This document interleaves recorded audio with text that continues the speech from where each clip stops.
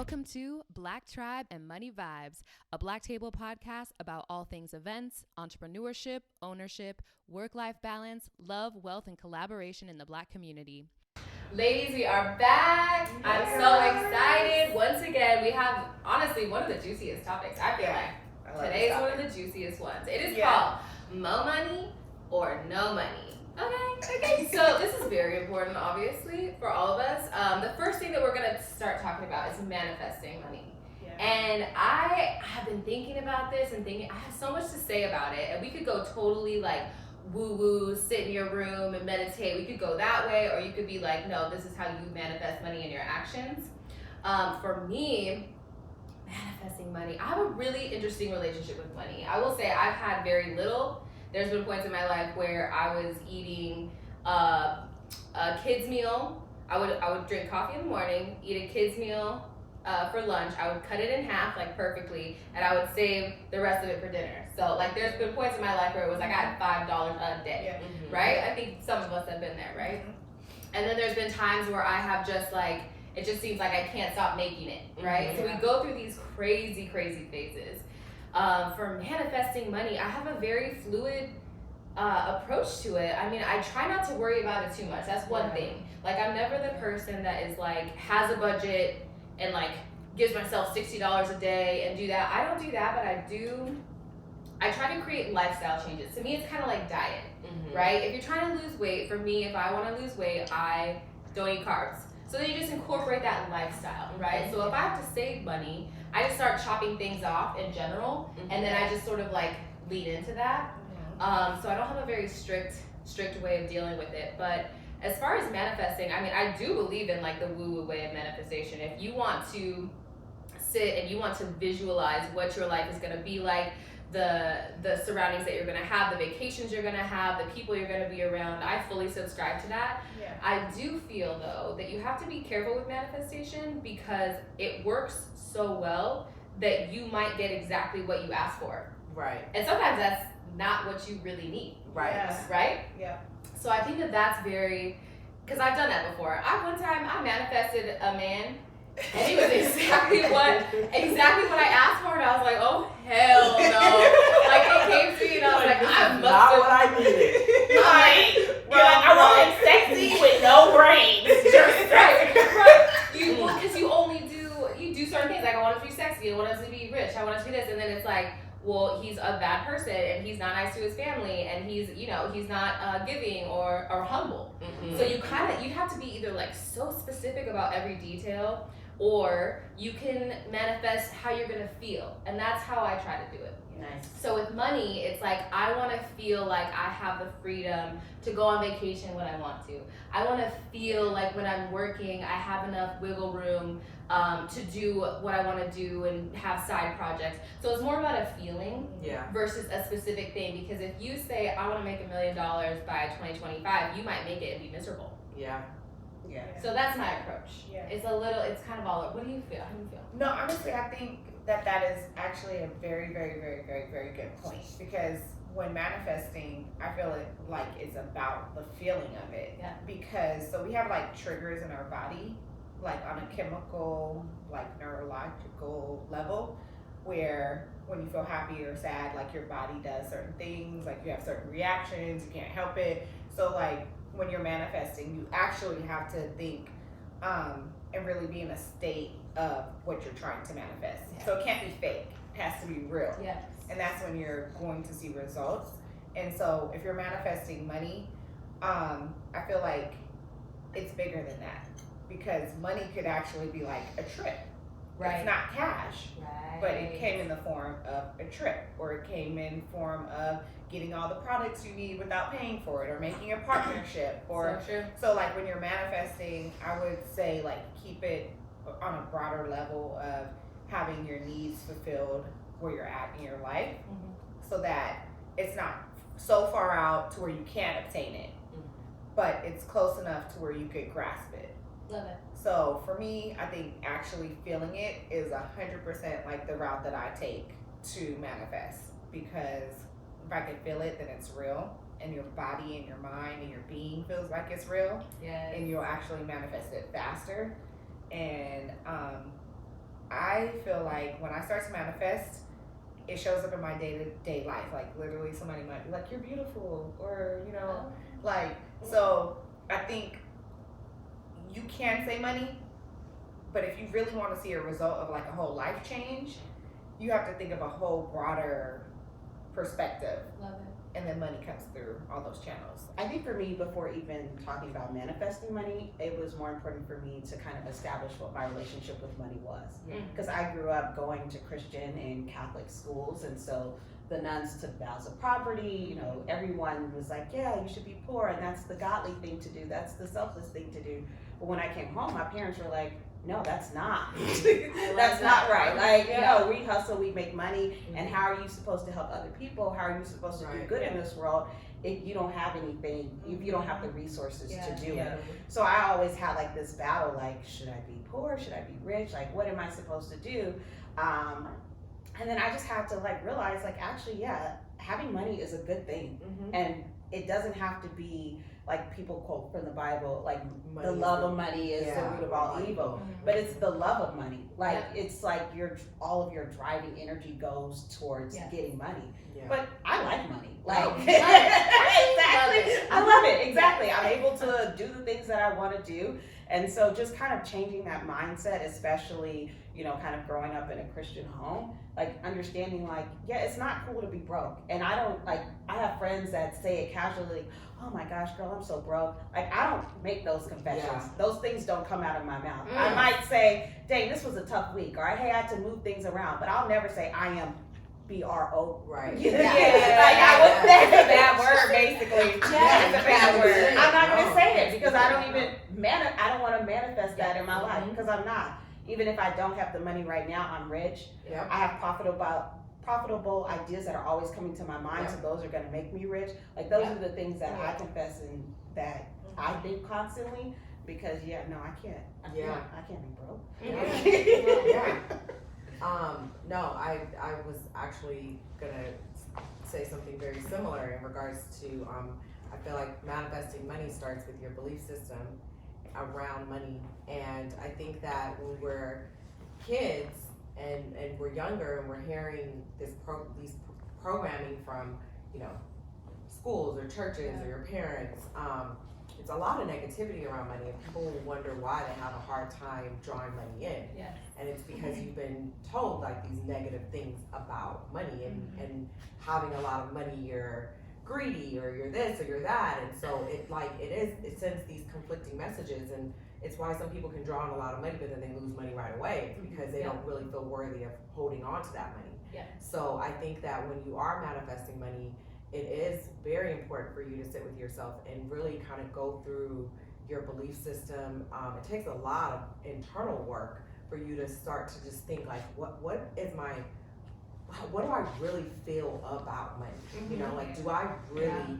And you can't worship it. And I don't even know if you should love it, but you should understand. And this is just me. This is just my, you could love it. But I'm saying, I think that you look at it as a tool. Exactly. And you understand that it is literally just like this chair. It's neutral. It's a neutral frequency. If once you understand that it's a tool, then you don't put that energy into it that could either push it away, repel it, because you're putting so many of your belief systems on it. And you're not drawing in so much of it that you become fearful of it, because I think sometimes people feel like, oh, if I have all this money, then the responsibility, right, that comes with it. I'm gonna have to help my friends. I'm gonna have to help my family. And these are things that on your subconscious level you might be thinking that repels money from you. So if you just look at it as a tool that can help you get the necessities in life, and you detach from it, I feel like that's one way that you can actually manifest money. And I think we talked about it, where I wrote down a specific amount in the check, and I literally put it away. I detached myself from it. I was like, I want to make this money by this date, and I detached. I literally was like, let it go. Let's see what happens, and I'm gonna let it go. And I went on about my daily, and the day before that date, the exact number was in their bank account. Yes. But I did the work too. You know, Yeah. you have to do the work, and I think what we're all talking about is like doing that internal work and belief, you know, having that belief system around, that positive belief system around money to be able to like draw it in. So I think those are some of the ways that I've used to manifest money. And if I can add to that too, first of all, let me retract my statement that I love money. I love being able to do whatever I want. Yeah. Yes. And that's just a vehicle to be Yes. able to do that. Yes. The other thing I want to say too is that I don't know if this is a popular belief or not, but like the whole secret mentality, like The Secret, y'all know The Secret? Yeah. I feel like it just shortcuts because like what you said about you did the work, Mm-hmm. they just skip that whole part. Oh, yeah. Like, you can't just sit at home and dream about it. I'm Yeah. so sorry. It just like No. doesn't work like that. Doesn't. Yeah, so I just feel like I have a little vendetta about The Secret in that way. And I'm not saying that that's what they were trying to say about it, but that's what people have received is all I have to do is make a vision board. And it's like, they know. It's a lot. Yeah, It's a lot. you have to do the Yeah. work. So, Yeah, you have to go back and you have to remember, you know, I think with both Shanti, you know, and you, Lauren, said in regards to feeling, you know, do you get anxiety when you think about having $1 million in the bank? You know, do you get fearful? Do you get happy? Do you get joyful? What are the feelings that come with knowing that you can do whatever you want when you have the amount of money that you think you would want to, you know, determine success or whatever it is? Like, you have to sit with yourself and feel that. And if it's something that's scary, guess what? You're walking around every single day afraid to make money. You might not realize it. You might be saying, oh no, I'm about to get this check. I'm gonna get the bag. I got the bag, sis. Right. But somewhere deep inside, it, because you didn't sit and feel like, how would it feel really to have this? Yeah. Somewhere deep inside, if you're afraid of it, you're repelling it. And you're sending the signal out. You really like what you say is not sending. I mean, sometimes that speaking something into existence is a thing. But if you're not feeling it and you haven't sat with it, that signal's going up. Yep. Yeah. You're like creating your reality basically. Yeah. And I think that's a really, really true and real thing. And most people don't. I feel like most people put that to the side. You know, they're like just going through their life. But like when you're really trying to be specific, I feel like if people get out of their mind even the word money, because it's really like living a wealthy lifestyle. It's living like a happy lifestyle. Like when you're doing all that stuff, it manifests in money form. Exactly. And so if when you're really manifesting, like The Secret just, makes it very broad. Oh, think happy thoughts, make a vision board, and this is gonna happen. And that's like that's a little piece. Yeah. You're trying to tell a book and a movie. We get it. We got it. You did the shortcut. Yeah. But if you're really, really, really, really, really, really wanting to make it a part of your lifestyle, I think that you have to go so deep, and you have to plant the seed in your body. Like it's like your body, it's your mind, it's your whole being that you're actually like planting a seed. It's like, so if you dig up that seed early, it's not gonna grow. It's not gonna grow into what it should be. But if you plant it, you believe it, and you really just let it go, it can manifest in 10 minutes. Yeah. Or it can manifest, in a few months. It just depends on your where you're at in the whole manifestation process.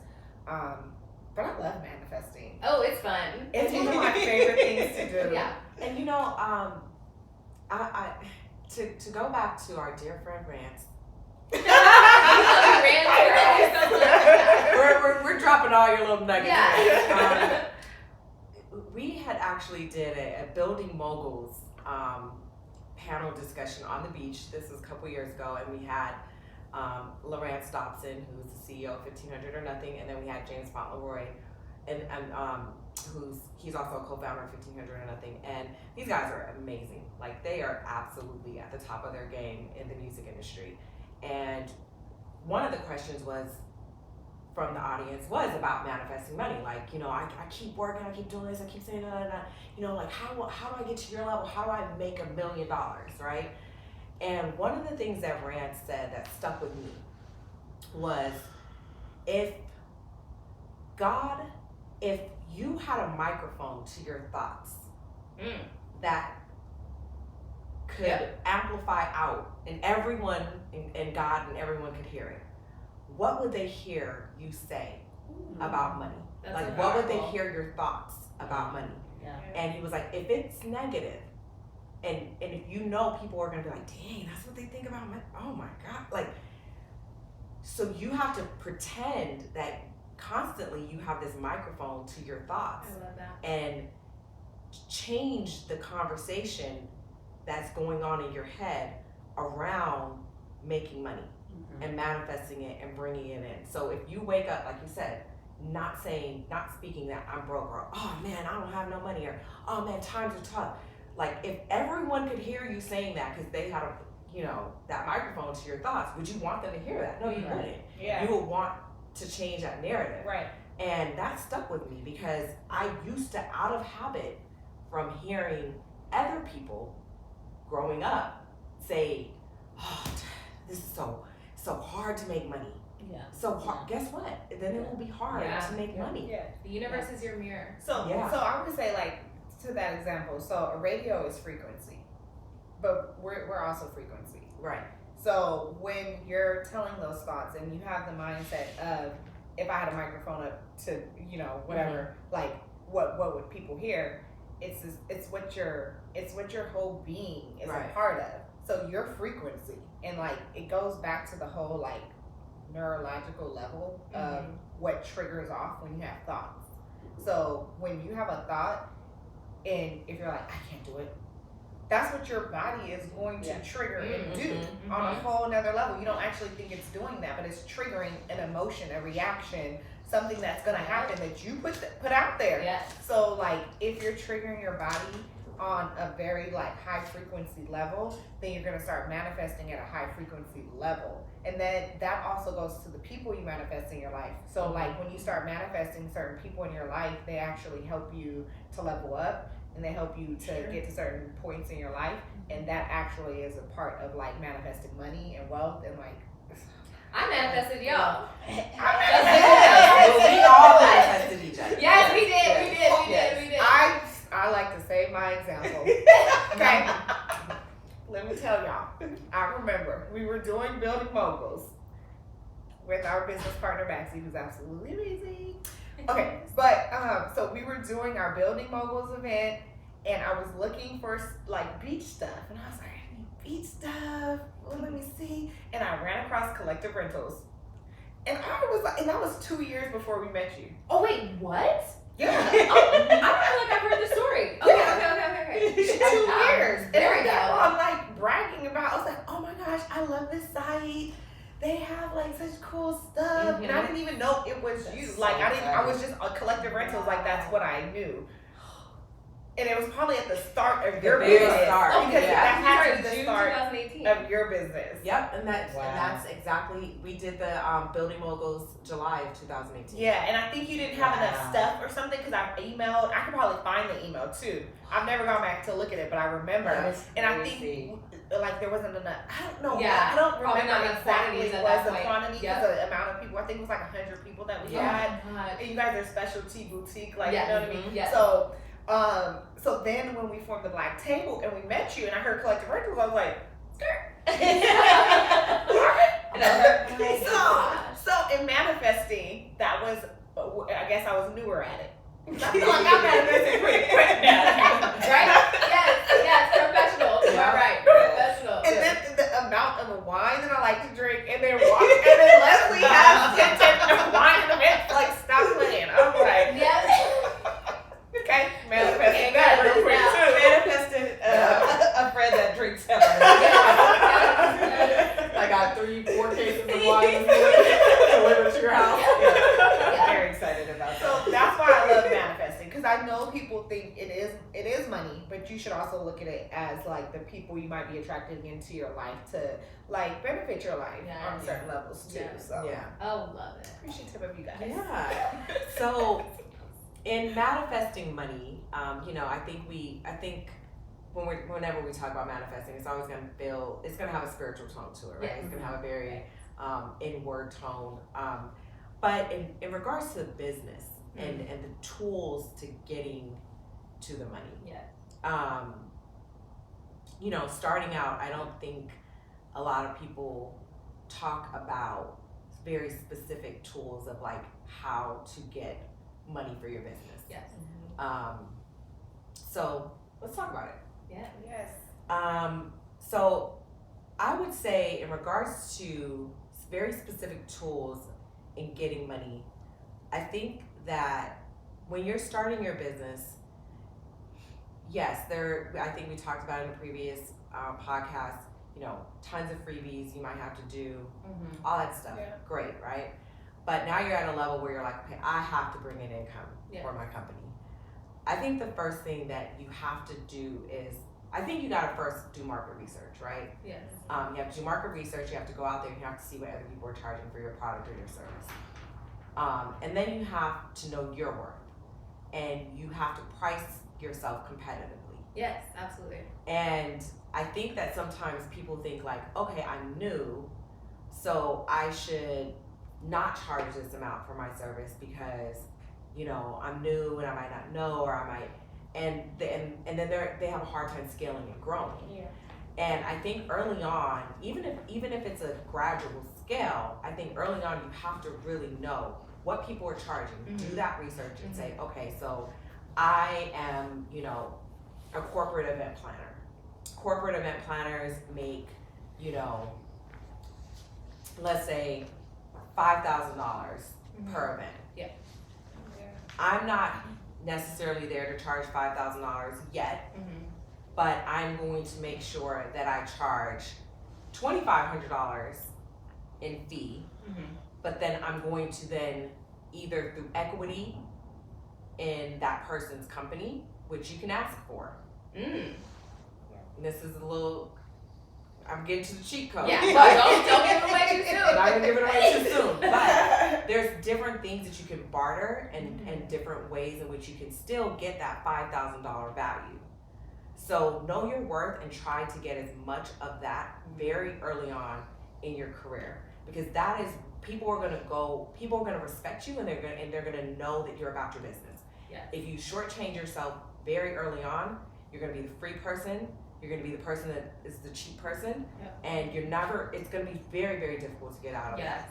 So I would say that is one of the tools that I would suggest when you're starting your business, and even when you're scaling, you're going to the next level. Of now I've made $5,000. I've been doing this for 10 years. I need to make $50,000.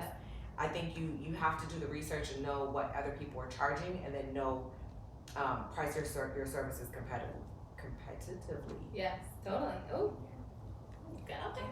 I mean, I think so on the lines of research, also just understanding what it costs to maintain and start a business. Yeah. Because I think that there's so many times that I've lost money. Oh shit, that's coming up later, huh? It's okay. Oh, okay. Oh, there's times where I potentially lost money because there were things that I just didn't research or things that I didn't know, right? So, anytime someone comes to me and they're like, oh yeah, I want to start a business, I'm like, did you trademark your name? Did you talk to your accountant? Did you talk to an attorney to figure out what kind of business that you should create? Because if you don't know those things, you could potentially be, spending money on something that you don't need to spend money on, or losing money. You're thinking, oh, I'm all good with the IRS, and then all of a sudden you get a tax bill or a fine because you haven't filed your appropriate documents. And those are things that if you've done the research, you would have just known. Right. And so I think that is like huge, especially as a new business owner, just understanding what those things are, so that you could potentially save yourself some money in the future. Yeah, absolutely. Also, when you trademark things, you make money off of them. Yes, you do. Oh, really? Yes. Yeah. Wow. If somebody else uses, You get to find them? Yeah, you can, do a cease and desist, and then if they continue, you can definitely take them to court.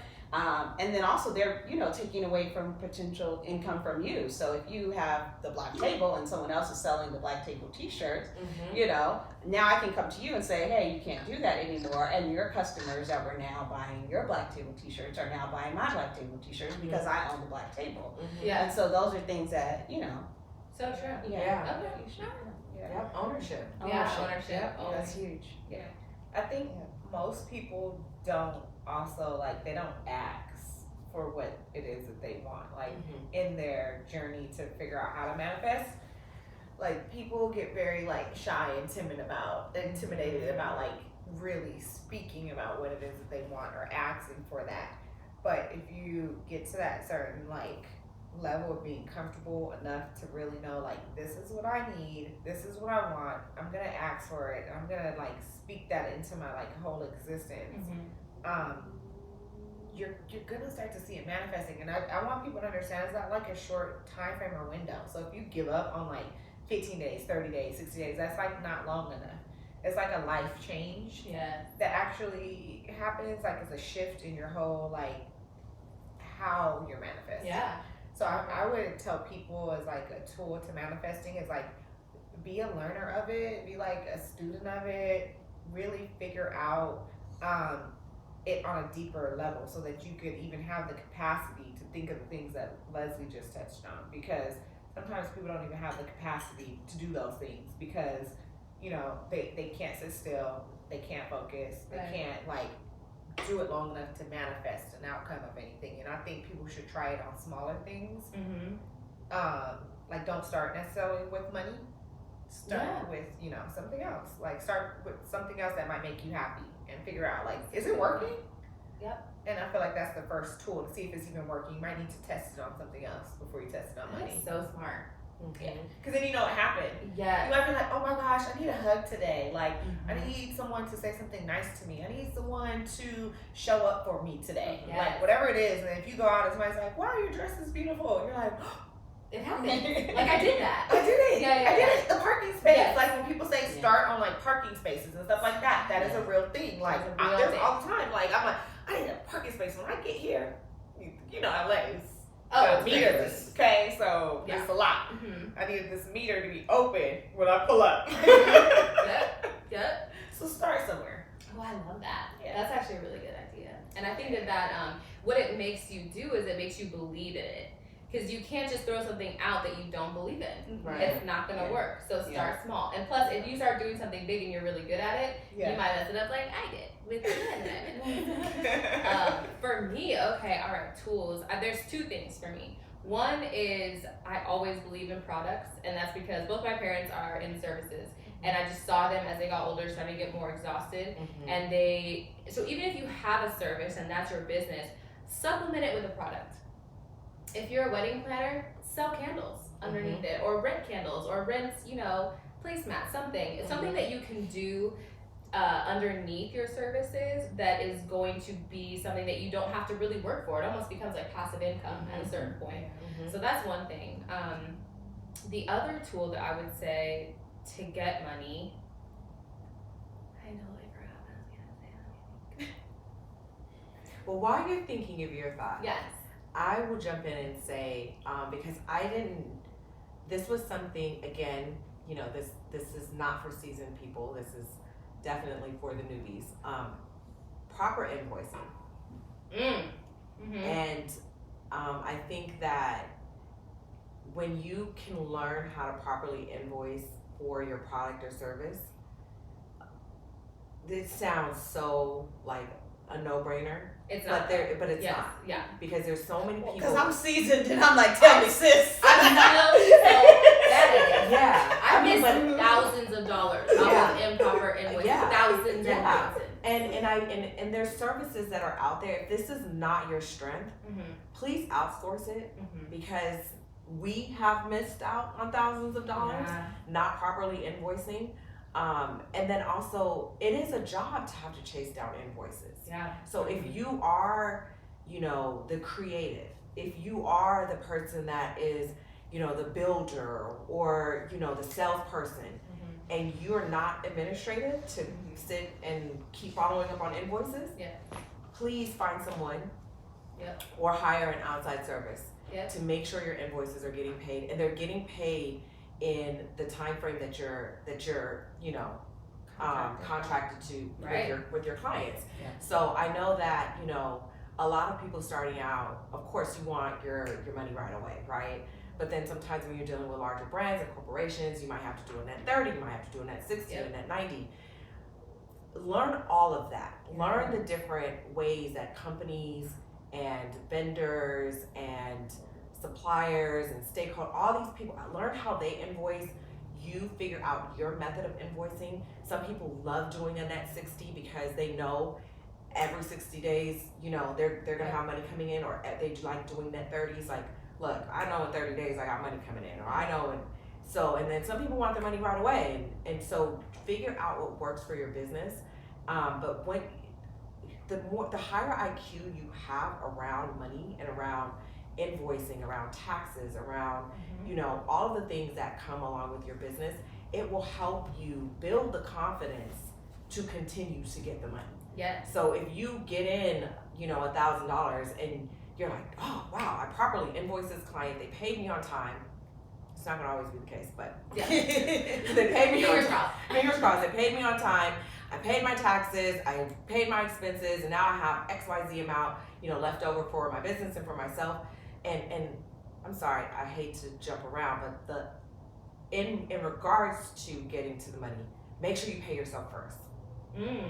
Make sure you pay first before I forget. Yeah, but that's huge. It's huge. Yeah. People say, "Oh, pay your expenses first." No, pay yourself first.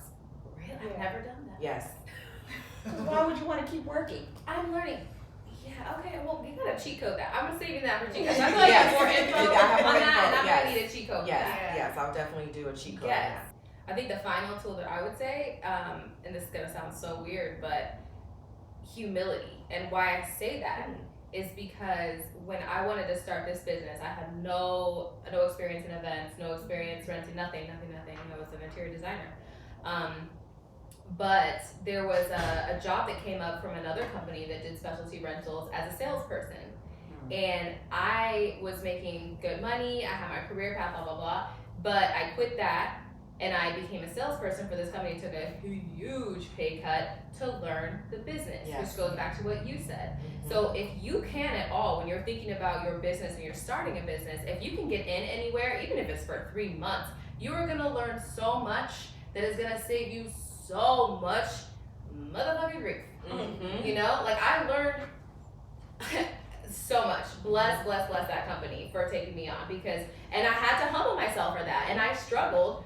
Those 9 months that I was there, I struggled because I wasn't making the same amount. But humility, sometimes in order to learn what you need to learn in real life, in action, that was the ticket for me. Yeah. Well, I would say for either like for more money or no money, if you're in a business and you hit a certain point where you're like, how do I do this? What do I do?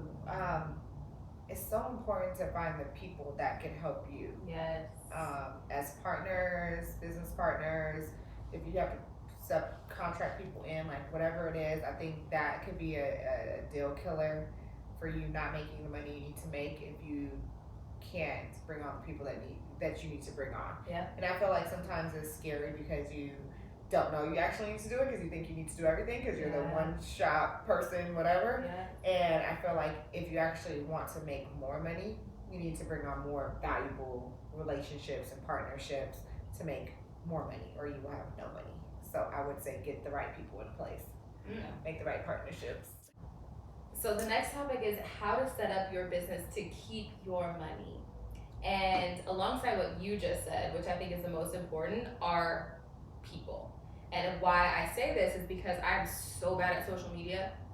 Oh Lord, I'm so bad at it. I hate it. I'm so bad at accounting, so bad. So in order to keep your money, sometimes you think you have to do it all so that you can keep it all, but that's actually not the case. When you outsource your weaknesses, you are keeping your money. Same thing with invoicing, all these things. You're gonna think, oh, I can't afford that. I don't believe that, because the universe always provides when you set your mind to something. If you don't believe in that, test it out, because I have never failed.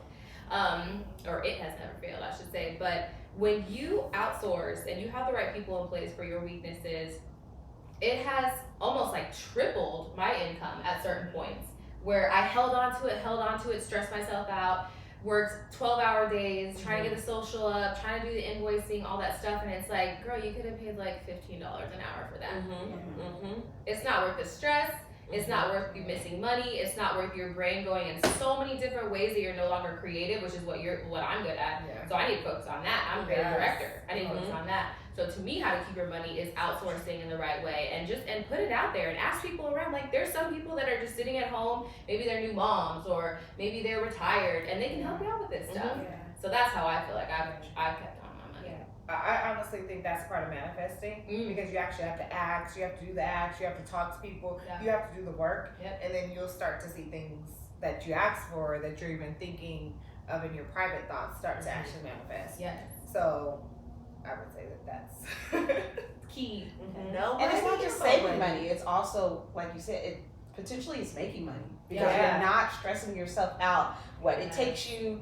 Well, it takes me probably an hour to think of an Instagram post. It takes me another hour to figure out what picture is best. There's someone who can do that in 2 minutes, right? And so you free up 2 hours of your time to now actually put your energy towards something that you're good at. So maybe you're going to come up with a new idea. Maybe you're going to further along a project that you're already working on, and your brain is not bogged down with, what am I going to post on Instagram today? Right. Yeah, and I think I would to go with the people. I think that, get a business coach. Ooh, they're so expensive. They are so expensive. But have you guys gotten them before? We had one when we first started out. Wow. Okay. Yeah, we had actually 2 that we consulted with. Nice.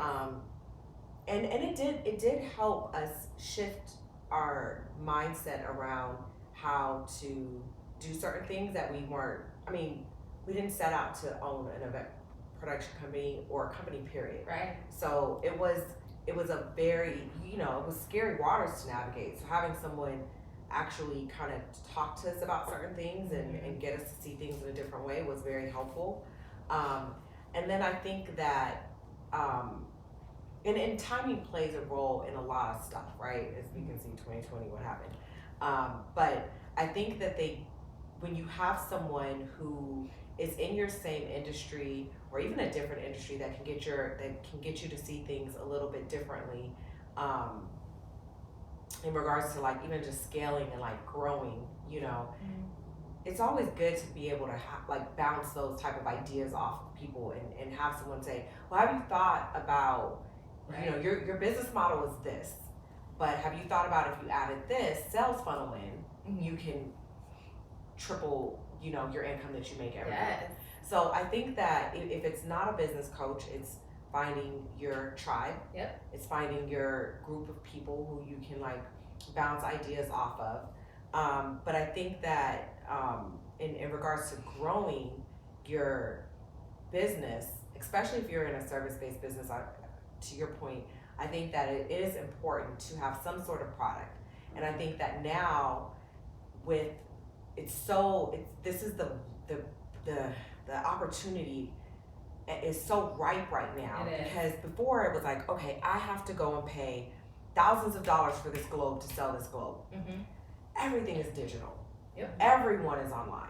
So now you can really come up with digital products that are not costly to make, and that, ebooks and just all kinds of things that you can do to help bring in and grow and scale your business. So I think even if you're doing this in phases, have that as a part of your business model to eventually add that in, to grow your money and to make it scalable, especially if you're in service-based business, especially if you're in events, because there's only one of you, or maybe you're lucky and there's 2 of you, or maybe there's 5 of you, but at the end of the day, there's only so much work that you can do when you're a person.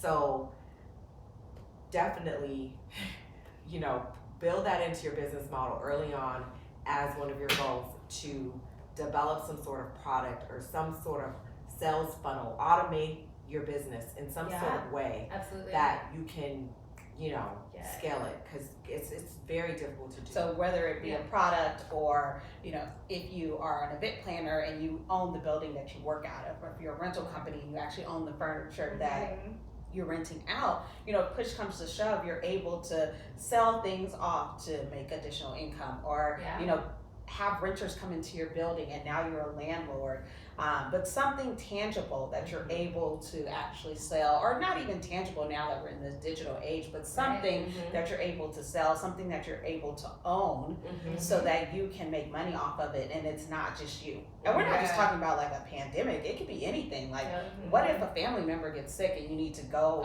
away for time and take care of them and those things, and you don't have the capacity to do that? Like, that sucks. That's so hard. I would like to add one more thing too. I don't know if you guys have ever done this, but I have something called a funny money account.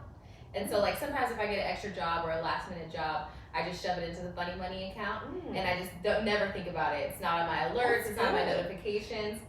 So whenever there's a little extra, I just shove it in there, and then when push comes to shove, or if I want to take a vacation, or I want a nice little something for myself, it's there, and I just don't ever think or look about it. Some of the things that we talked about in regards to maintaining and growing your business, scalability. So, even starting out early on, think of ways that you can phase into scaling and growing your business, or automating your business. Absolutely. Ownership of your intellectual properties, your trademarks, your content, products, your people, your tribe, making sure that you have a solid tribe of, friends, business advisors, coaches, financial advisors, bookkeepers, taxes, lawyers, whoever it is that these people can help you on your money journey. They can help guide you, they can give you advice. And then we talked about, of course, manifesting and being in that space to receive money. I think you're never going to be able to maintain, grow, or scale your business if you don't increase your money IQ. Ooh, money IQ. You have to increase your money IQ. And it's like with anything, right? If you want to get good at it, you study it, you learn it, and you immerse yourself into it. You have to do the same thing in regards to growing and maintaining and scaling your business and your money. If you're not already, follow us on the Black Table Instagram at the Black Table _, or follow us at Black Tribe Money Vibes, also on Instagram. See you guys later. Thanks for joining us this week on Black Tribe and Money Vibes. You can follow us on social media at the Black Table _ and check out our website, theblacktable.co. If you love the show, please give us a rating on iTunes so we can continue to give you episodes you love. Thanks for listening, and see you next time.